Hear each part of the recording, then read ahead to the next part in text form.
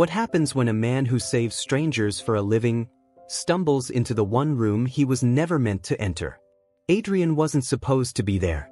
He was just another exhausted paramedic, smelling of blood and sirens, looking for a moment of rest. But behind that wrong door sat Celine Marlowe, barefoot, half-drunk, drowning in secrets that could bring an empire to its knees. He didn't know her name. He didn't know her world. All he knew was that she looked at him not with disgust, but with recognition. As if, for the first time, someone finally saw her. What neither of them realized that night was simple. One wrong turn had just rewritten both their fates. And by the time the world discovered their secret, it was already too late to go back. The hospital corridors hummed with the sterile silence that follows chaos. Fluorescent lights flickered above Adrian's head, making every step feel heavier. He had just finished a 14-hour shift, blood, broken bones, 2 overdoses, 1 cardiac arrest. His uniform smelled faintly of antiseptic and sweat, the fabric clinging to him like a second skin. He wasn't meant to be here anymore. He should have been halfway home, head pressed against a bus window, praying for sleep. But his mate from training had texted, "Room 214. Need to talk." Adrian had rubbed his eyes, numbers swimming in his vision. He climbed 2 flights of stairs, turned down the wrong hall, and without thinking, pushed open the door to room 241. And froze. Inside wasn't a recovering patient or a tired colleague. It was her. Let me know where you are watching from in the comment. Hit the subscribe button now, so you don't miss out on the next story. Let's dive into the story. A woman sat barefoot on the edge of the bed, her silver gown spilling across the white sheets like melted starlight. A half-empty wine glass dangled loosely from her fingers. Mascara smudged beneath her eyes, hair pinned in a way that suggested she'd torn it down herself. For a heartbeat, Adrian thought he'd stumbled into a dream. "You're not a nurse," she said, tilting her head with the faintest smirk. Her accent was sharp, polished, unmistakably upper class. "Or room service?" Adrian's mouth went dry. "Sorry, wrong room." He stepped back, hand tightening on the door handle, but something in her expression stopped him. She wasn't startled. She wasn't afraid. If anything, she looked amused. "Wait," she said. Her voice softened, almost playful. "Don't go yet." Adrian hesitated. Paramedics were trained to read people quickly. The panic in their eyes, the tremble in their hands, the hidden signs of collapse. This woman, draped in wealth but sitting here alone, barefoot and drinking in a hospital room, looked less like a guest and more like someone hiding. He cleared his throat. "I really shouldn't." "Sit." She gestured to the chair near the bed. "1 glass of wine won't kill you. You look like you need it more than I do." Adrian didn't move. Everything in him said to walk away. Wrong room, wrong floor, wrong life. But there was something in her eyes, loneliness disguised as charm, that pinned him to the spot. Against better judgment, he stepped inside. The music playing from her phone was soft jazz, barely audible. On the bedside table, her diamond-encrusted clutch lay half open, spilling with invitations marked with her family's crest. Downstairs, a gala roared, politicians, donors, London's hidden elite. But she was here, alone. Adrian finally sat, stiff, awkward. "What's your name?" she asked. "Adrian." She smiled faintly. "Celine." She swirled her glass. "Not a name you'll forget easily." He said nothing, but inside he knew she was right. 2 strangers, worlds apart, sharing the wrong room. A paramedic running on fumes, and a woman born into power yet running from it. Neither knew why the other stayed. Only that, for the first time in a long time, the silence between them didn't feel empty. The first message came unexpectedly, like a spark in the middle of a storm. Adrian's phone buzzed as he rubbed the sleep from his eyes after another grueling night shift. "Thank you for staying. You reminded me I could breathe." He stared at the screen, half convinced it was a mistake. No number saved. No context. And yet, something in the phrasing tugged at him. Without thinking, he typed back, "I'm glad. Hope you're okay." The reply came almost immediately, "Better. Coffee tomorrow?" He considered ignoring it. Heiresses didn't usually reach out to exhausted paramedics from Lewisham, but curiosity outweighed caution. The next morning, he found her waiting at a small cafe tucked between two bookstores in Shoreditch. No chauffeur, no security, no entourage, just Celine, sunglasses too large for her face, hoodie pulled over her silver hairpins like armor. "You made it," she said, voice low, almost vulnerable. Adrian bristled. The world of her privilege, parties, galas, donations, was supposed to be unbreachable. And yet here she was, sitting across from him, simple, approachable, real. He wanted to ask why, but something in her eyes said, "Don't. Just be here." They talked, quietly, deliberately. About the city, its alleys and quiet corners, its hidden cafes where tourists never ventured. About small, intimate things, books that had shaped them, streets that felt like home. She laughed freely when he recounted a failed attempt to revive a man who had insisted on waving him off mid-CPR. He listened when she confessed the suffocating expectations of her family, the gala she had fled, the constant parade of political strategists who treated her like currency. Adrian's pride bristled, though not for the reason she expected. He wasn't threatened by her wealth or her background. He was wary of becoming someone's secret indulgence, a placeholder until her real life resumed. He wanted to be chosen, not used. And Celine, for the first time in years, felt alive. Away from the Marlowe name, the political influence, and the carefully choreographed smiles, she could breathe. Each stolen meeting was like air after being underwater for decades. She could be herself, the messy, human self that no gala or boardroom would tolerate. Late-night calls followed, each one a thread pulling them closer together. Adrian spoke of the clinic he had dreamed of, a hope he had almost abandoned in the weight of exhaustion. Celine asked questions that didn't just skim the surface. She wanted to know the real him, not the uniformed paramedic or the hero the world might call him. By the end of the week, it was more than curiosity. It was attachment.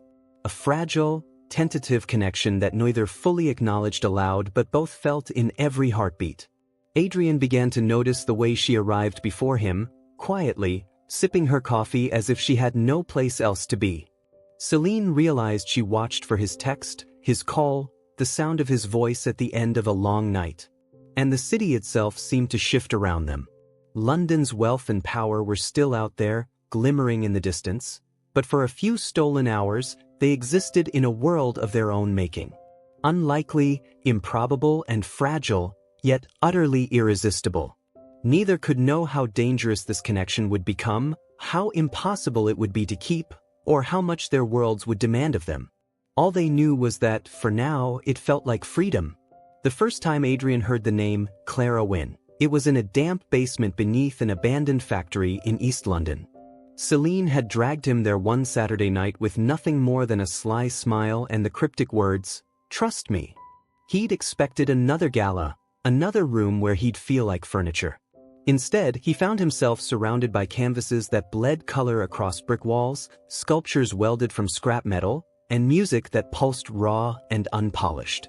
The air smelled of spray paint and rebellion. When the crowd clapped, Celine slipped her hand into his, her eyes glittering with something he hadn't seen before, freedom. Someone whispered near him, "Clara Wynne did this. Whoever she is, she's a bloody ghost." Adrian frowned. "Who's Clara Wynne?" Celine's smile flickered. She leaned close. "Me." The admission was so casual, so matter-of-fact, that it stunned him. She explained in pieces how Clara Wynne had become her shield, a false identity she used to quietly fund underground artists and misfit creators. Her family thought her nights were spent at donor dinners or charity balls.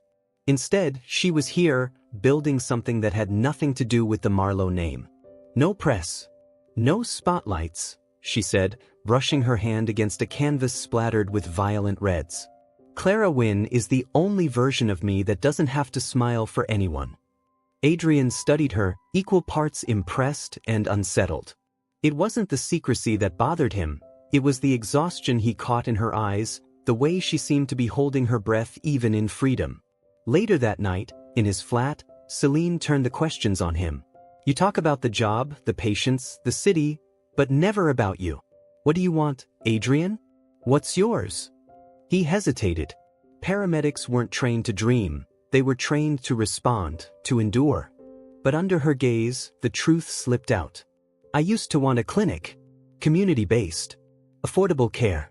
A place where people wouldn't have to wait until they were dying to get help. Her eyes widened, surprised. That's huge. Was huge, he corrected bitterly. Now it's just something I used to believe in before bills, shifts, and reality. He tried to laugh, but it came out sharp. Dreams don't pay rent. Celine reached across the table, her hand brushing his wrist. And yet, you still carry it, even when you pretend you don't. Adrian wanted to argue, to shrug it off, but he couldn't. She had seen it, the heaviness he carried like an invisible bag strapped to his back. In that moment, something shifted between them. He saw her not as the untouchable heiress, but as a woman living double lives, suffocated by family expectation. And she saw him not just as a paramedic, but as a man whose pride kept him from admitting how much he had given up. Both were trapped, both exhausted, both yearning for a life that felt real. And for the first time, they weren't carrying that weight alone. The Marlowe estate on Kensington High Street was all silver chandeliers, polished floors, and whispers that echoed like warnings.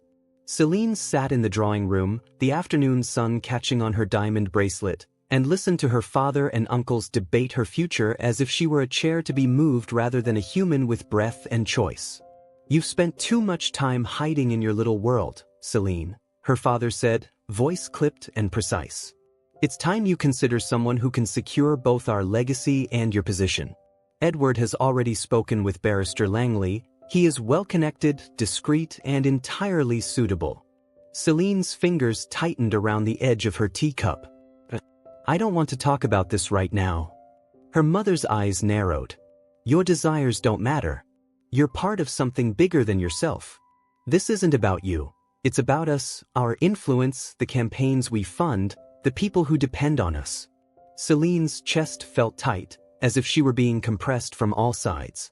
The gala, the charity dinners, the endless smiles for strangers who had only ever seen her as a tool, all of it pressed down like cement. And Adrian had been her only escape. The paramedic who didn't know her name, who didn't bow to her money, who had seen her quietly, humanly. That evening, she met him under the pretense of a late-night walk along the Thames. Streetlights reflected off the rippling water, casting a trembling glow on their faces. Adrian walked beside her, hoodie over his uniform, shoulders tense. You're avoiding them again, he said quietly, eyes tracing the rigid set of her jaw. I don't have a choice, she replied, voice brittle. It's not just about me. Everything I do, every move I make, it ripples outward. My family, the empire, it's suffocating. Adrian stopped, turning to look at her. I get it. But sometimes I wonder, am I just part of your rebellion? A way to remind yourself you're human. Celine froze. The words hit her harder than she expected. Am I using him? She had thought about that, how easily he slipped into her world, into her secret life, how he had become the one person who existed only for her moments of escape. But Adrian's pride, his sense of self, had always made her tread carefully. No, she whispered. You're my choice.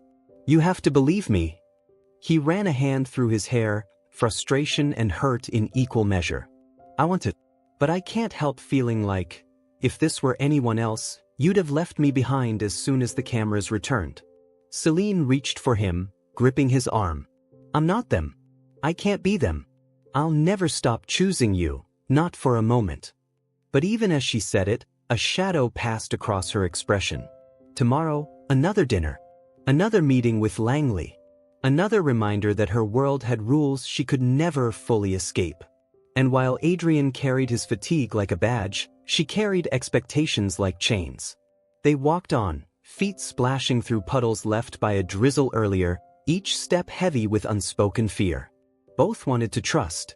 Both wanted to believe this could survive. But the closer they drew, the more the walls of wealth, power, and duty pressed in. Adrian realized that love here was not just desire, it was a battlefield, and neither of them could afford mistakes. The rain fell in thin sheets over London, turning the streets into rivers of reflected neon. Adrian's flat smelled of old coffee and antiseptic, a testament to another exhausting shift. Celine was there, sitting close on the edge of the sofa, knees tucked beneath her, hair damp from the drizzle outside. Their proximity had grown over weeks. Small touches, lingering glances, the way her hand sometimes grazed his without meaning to. Tonight, intimacy carried the weight of something unspoken. Their kisses were softer, but their words carried sharper edges. "You don't understand," Adrian muttered suddenly, voice tight, tossing his hoodie onto the armchair. "You live in a world where everything is decided for you, where you walk into rooms and people bend for your name alone." Celine flinched, looking down at her clasped hands. "And what about you, Adrian? You make it sound like my life is easy." "I don't mean easy," he said, running a hand through his hair. "I'm clean. Predictable. You're surrounded by people who bow, people who assume everything you want is yours. And me? I have to fight for every inch, every pound I earn, every scrap of respect.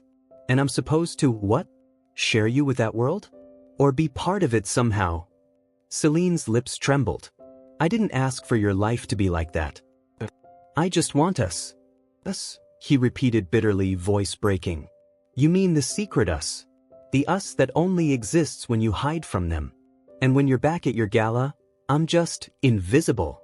Celine's chest ached. His words struck a nerve, but hers carried their own truth.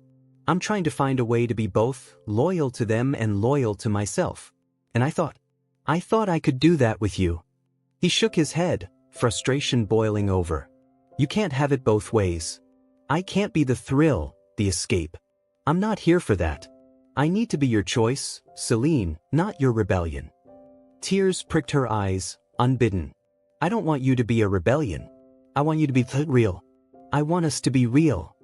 The tension was palpable, the kind that lingers between two people who love each other but are trapped by circumstances neither can fully control. Adrian's pride, his working-class stubbornness, clashed with the invisible walls of her world. Celine's desire for freedom collided with duty, and the air between them thickened with unspoken fears, of losing each other, of being forced back into roles neither wanted. Later, they lay on the sofa, the storm outside fading to drizzle. Hands intertwined, bodies pressed close, but silence stretched between them, heavy with what neither had the courage to say. Celine whispered almost to herself, "I hate that this world exists, that it dictates who I can love, even when I know who I want." Adrian pressed a kiss to her temple. "Then we fight it. Or we don't. But no matter what, I won't be a secret forever." For the first time, they both realized love wasn't enough to shield them from the weight of class, expectations, and pride. It could only make the battle worth fighting. Edward Marlowe's eyes were precise, sharp, like a hawk circling an unaware prey. He had spotted Adrian and Celine leaving a quiet gallery opening in Soho, arms brushing as if by accident, laughter shared like a private language. That simple closeness, so ordinary yet so forbidden in his world, sparked a storm inside him. The next morning, Edward cornered Celine in the Marlowe Estate's library. Floor-to-ceiling windows filtered the London drizzle into a cold gray light, and the polished wood reflected every tight line of Edward's face. "You've been reckless," he began, voice low, controlled, dangerous. "I don't know what game you think you're playing, but it ends now." Celine's pulse quickened. She had always feared Edward's judgment more than her father's. "I'm not playing a game," she said carefully, keeping her tone neutral. "Everything I do is—" "Don't lie to me," he snapped, stepping closer. "You know exactly what I'm talking about. Adrian, that man, he's beneath you. He's a distraction, a liability. And if you continue this, I will make sure he regrets it. Permanently." Celine's chest tightened. The words hung in the air like knives, sharp and threatening. She had imagined her family pressuring her, yes, but Edward's directness was something else. A warning, but also a weapon, one he would not hesitate to use. She began, faltering, "I care about him." Edward laughed, a dry, bitter sound. "Care? Care doesn't protect you. Care doesn't preserve our legacy. Care doesn't stop the world from crushing him or you. Choose, Celine. This ends now, or it ends badly for both of you. Celine looked down at her hands, trembling. For a moment, she considered the life her family had carved for her: gala dresses, political dinners, applause for decisions she hadn't made. And then she thought of Adrian, tired, steadfast, real. The man who saw her not as an heiress, but as someone worth knowing without pretense. Later that evening, Celine met Adrian in a quiet park along the Thames. The city lights reflected in the water, distant and indifferent. She clung to him with a fierceness born of fear, desperation, and stubborn love. "I don't know how much longer I can pretend," she whispered, burying her face against his chest. Adrian held her, silent for a moment. His own pride burned at the edges, but it was tempered by something rarer: patience. "You don't have to pretend with me," he said softly. "I see you, boys. That's enough." But the threat of Edward lingered, unspoken yet palpable. Every stolen glance, every clandestine meeting, carried the weight of potential ruin. Their love had become a delicate balancing act, each choice heavy with consequence. Celine knew she had to smile and conform in public, denying the life she was living behind closed doors. Yet privately, her attachment to Adrian only deepened, sharpening her resolve to protect what little freedom they had carved for themselves. As they parted that night, neither spoke of Edward's warning, but the echo of it followed them both. The stakes had risen. The safe world they had imagined together was gone. And now, every step toward each other was fraught with danger, emotional, social, and entirely real. The text arrived quietly, deceptively ordinary: "You should reconsider. Some doors, once opened, bring ruin." Adrian's stomach dropped. He read it twice, then 3 times, each repetition sharpening the weight in his chest. Edward Marlowe. Threats. Power. Wealth. Names Adrian had never wanted to confront were now being wielded against him, against the life he had started to imagine with Celine. He tried calling her. No answer. Texts went unread. Even the small hope of seeing her at their usual cafe vanished like smoke. Adrian's pride, usually a shield, now became a wall. He couldn't let himself be the reason for her ruin, couldn't be the secret casualty of her world's merciless machinery. That evening he walked through the streets of Southwark, rain soaking through his coat, water pooling around his boots. He thought about the clinic he had shelved years ago, the life he had paused for practicality, exhaustion, and survival. Now, Adrian felt the weight of another loss, one he had no control over. The woman who had rekindled the spark of possibility in his life, now just out of reach. Celine, meanwhile, sat in the drawing room of the Marlowe estate, staring at a gold-framed mirror that reflected every expectation, every whispered judgment. Her phone lay heavy in her lap. She knew Adrian would never forgive her if he discovered the threat, and she also knew the pressure from Edward and the family would not relent. The choice gnawed at her relentlessly: loyalty to the empire that demanded her submission, or the man who had taught her what freedom felt like.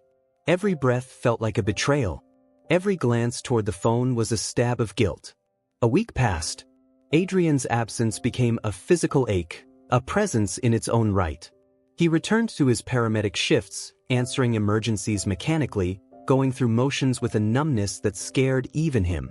He didn't reach out, not because he wanted to hurt her, but because he had to prove he could survive without being someone's liability. Celine's world continued to sparkle with false charm. Galas, policy dinners, and strategic gatherings went on without her, yet each smile she offered felt hollow. Inside, she was unraveling, haunted by the absence of the man who had seen her truly. And with every whispered admonition from Edward, her heart clenched further. The turning point arrived one evening when Celine watched from a window as Adrian helped an elderly man into an ambulance. His hands were steady, his focus unwavering, but his eyes, she had never noticed them so weary, were a mirror to her own internal fracture. She realized then that love was not about rebellion or stolen moments.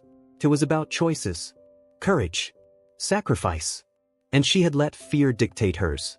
That night, she wrote a letter, careful and trembling. "I am sorry for the silence. I am sorry for the distance. Know that it was never because I didn't want you. It was fear. Fear of losing everything. But I cannot let that fear win forever. She didn't send it immediately. Fear still gripped her, but the act of writing was a confession, a lifeline thrown into the darkness between them. Adrian, in the meantime, fell asleep in his flat with exhaustion pressing against his ribs, unaware that the walls he had built were beginning to tremble from the weight of what he had left behind. For both of them, the world had grown impossibly heavy. Every heartbeat reminded them of what could be lost, and every unspoken word widened the gap. The Marlowe Gala glittered with chandeliers, champagne, and the low hum of strategic whispers. London's elite gathered in their tailored perfection, unaware of the storm about to break. Celine walked through the crowd in a silver gown that shimmered like moonlight, each step deliberate, each smile measured. But inside, her heart raced, not with anxiety over appearances, but with the knowledge that tonight, everything could change. Her father approached, a tight-lipped smile in place, confident in the choreography of control.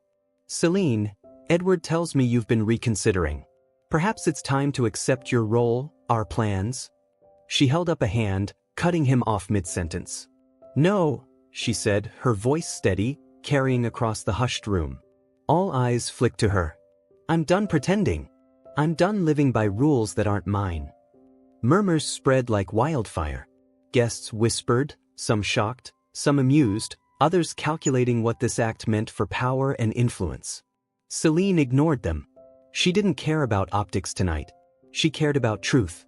She walked past her father, past Edward's sharp glare, and strode out onto the rain-slick streets of London, heels clicking against cobblestones, her mind singularly focused on one person. Adrian waited near the bridge where the Thames reflected the city lights like scattered jewels.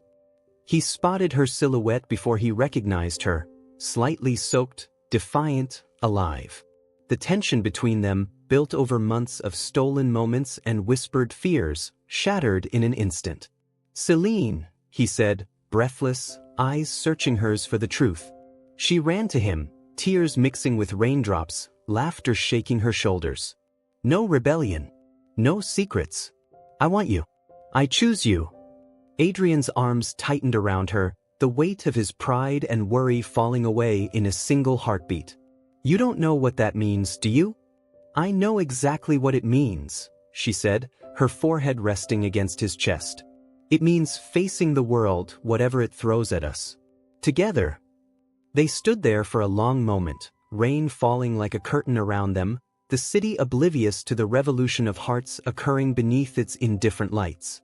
In that embrace, every fear, every secret, every tear and frustration of months dissolved into a quiet, unspoken understanding. For Adrian, the relief was profound but fragile. The man who had guarded himself against being used, against heartbreak, now realized he was finally being chosen, not as a symbol, not as a thrill, but as a partner. Celine, freed from expectation, felt the exhilarating weight of choice for the first time. The fallout would be brutal. Edward would not relent, their families would push back, whispers and judgment would follow. But in this moment, none of it mattered. They had crossed the threshold from secrecy into defiance, from longing into action. As the rain eased, they walked side by side, hands entwined, navigating the streets of London together. Every step was a statement, every glance a promise. The world could judge, speculate, even attempt to divide them, but they had chosen love over expectation, truth over performance, freedom over pretense. And for the first time, both Adrian and Celine felt what it meant to be fully alive. Not just surviving, but daring to exist on their own terms. The construction site smelled of concrete, sawdust, and fresh paint. Nothing like the polished marble of Marlowe Estates or the antiseptic chill of a hospital corridor. Adrian wiped sweat from his brow, squinting at the plans spread across a folding table. The clinic was finally becoming real, a place where people could come for care without the weight of bureaucracy or wealth dictating their access. Celine arrived quietly, carrying a thermos of coffee, her raincoat slightly muddy from the London drizzle. She moved between scaffolding and half-built walls with an ease that surprised Adrian. "I can't believe you're actually doing this," she said, her voice soft but proud. "I couldn't do it without you," he replied, adjusting a beam. Not because of the money, but because you reminded me what it's like to fight for something that matters, something that's mine. Celine smiled, brushing a strand of hair from her face. She had funded art projects under a pseudonym for years, giving them life without recognition. Now, she quietly funneled resources into Adrian's clinic, insisting that he see it as his own achievement. It was one of the few ways she could bridge her worlds, her power and privilege and his authenticity. Days blurred into weeks. They painted walls together, negotiated with contractors, and set up the first treatment rooms.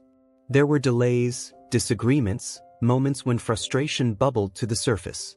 Adrian's pride clashed with Celine's insistence on efficiency. Celine's perfectionism bumped against Adrian's improvisation. Yet, every argument ended in compromise, laughter, or quiet reflection, weaving their partnership into something stronger than either had expected. Evenings were simple and grounding. They cooked together in Adrian's small flat, often laughing at burnt toast or over-seasoned soup. The city outside continued to buzz with wealth, politics, and expectation, but inside, their world had its own rhythm. For the first time, Adrian felt the satisfaction of labor, hands worn, mind engaged, vision realized. Celine, removed from boardrooms and gala lights, rediscovered joy in creation and contribution without applause or scrutiny. One evening, as the final coat of paint dried in the waiting area, Adrian leaned back, exhausted but content. "Look at this," he said, gesturing to the clinic.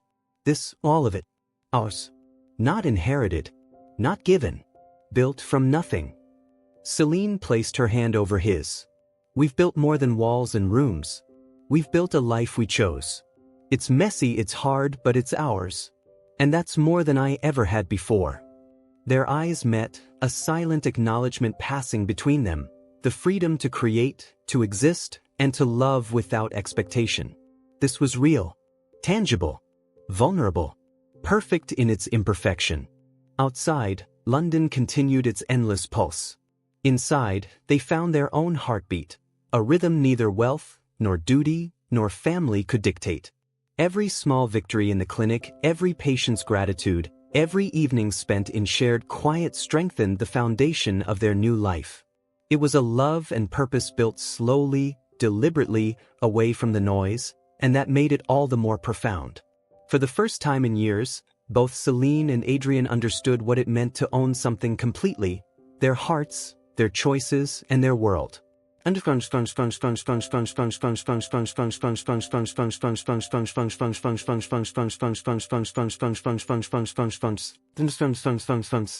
By the autumn of 2007, London had shifted around them, but their little world remained steady.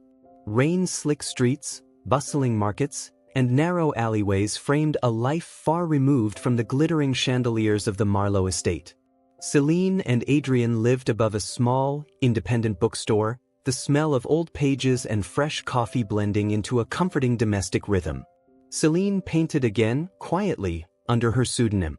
Her canvases adorned galleries that never knew her name, sold to patrons who valued art over fame. The act itself, brush against canvas, color poured from emotion rather than expectation, was liberating. Each stroke was a quiet defiance of the world that had once tried to dictate her choices. Adrian walked the familiar corridors of the community clinic he had fought so hard to build. The clinic was modest, not ornate, but it pulsed with life. Patients arrived with ailments and worries, and Adrian treated them with a steady calm, the weight of authority replaced with compassion. He no longer sought applause or recognition. Fulfillment came from each life touched, each child healed, each adult reassured. Their evenings were simple, yet extraordinary in their ordinariness. Shared dinners, sometimes instant noodles, sometimes a borrowed recipe from Celine's travels, ended in laughter or quiet conversation. Rain pattered against the skylight above their small kitchen as they brewed tea in chipped mugs, shoulders brushing, hearts aligned. The world no longer dictated their rhythm. Tabloids no longer speculated about their connection. Whispers of heiress and paramedic faded into memory. Freedom came not from hiding, but from choosing every day to be present for each other, to nurture love without performance.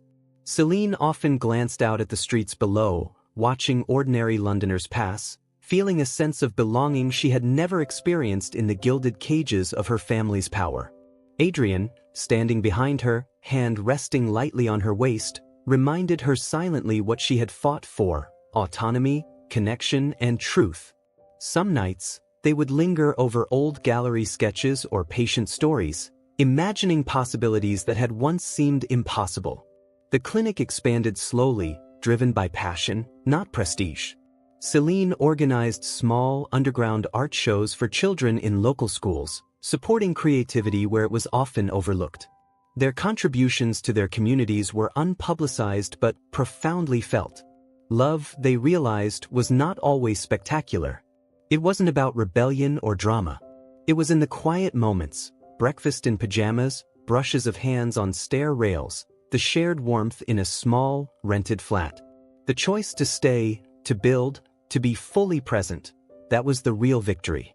One evening, Adrian handed Celine a cup of tea. "Do you ever miss it?" he asked softly, nodding toward the glittering lights of London's skyline. Celine smiled, sipping.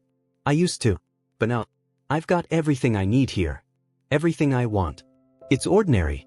And yet, it's everything." He kissed her temple. "Everything, huh?" "Everything," she whispered, leaning into him. In a life stripped of expectation, stripped of performance, Celine and Adrian found the extraordinary in choice. Ordinary streets, ordinary walls, ordinary routines, but in their presence, each day was deliberate, each moment rich with meaning. Their love was no longer a secret, no longer a rebellion. It was theirs, fully, irrevocably, beautifully. And for the first time, both understood, the most radical act of all was to choose love, quietly, freely, every day.